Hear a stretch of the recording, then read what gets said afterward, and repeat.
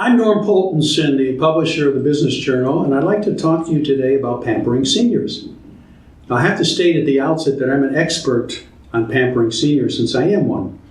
And even though they card me at the liquor store, I definitely qualified as being a senior. The reason I'm talking to you today about pampering seniors is because the Federal Reserve in St. Louis came out with a report very recently in which they looked at the actual income and wealth distribution in the United States. They didn't just go back to the recession, they went back to 1989.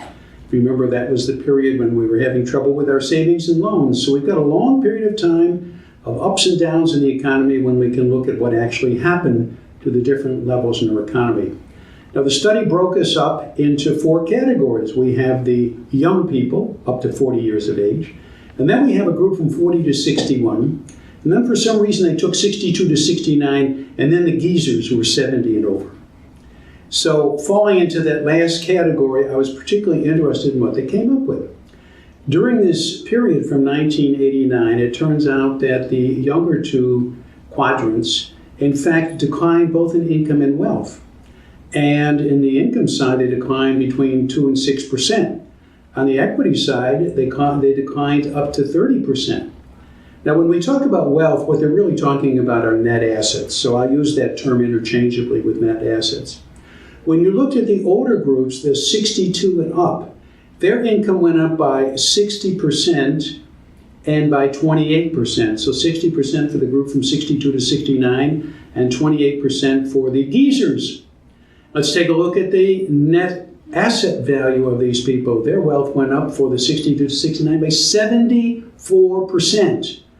And the old-timers, the really old-timers like yours truly, went up 48%.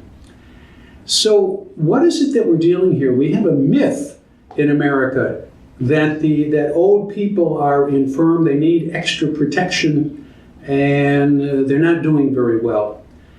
The statistics tell us otherwise. It's the old folks who are doing quite well and the younger groups who are not doing well at all. The truth is we live in a time warp. We're still back in 1935.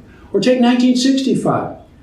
We still think in terms of Social Security and Medicare. We have to pour most of our assets into the elderly to protect them. And those assets, in this case, income transfer, is coming from younger people. The bottom line is that the time warp has not let us have an honest discussion in society about what we should be doing.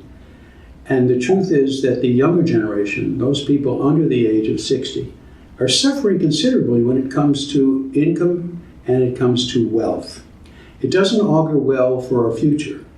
And the report from St. Louis suggests that the upcoming generations are not going to do as well as the geezers are doing.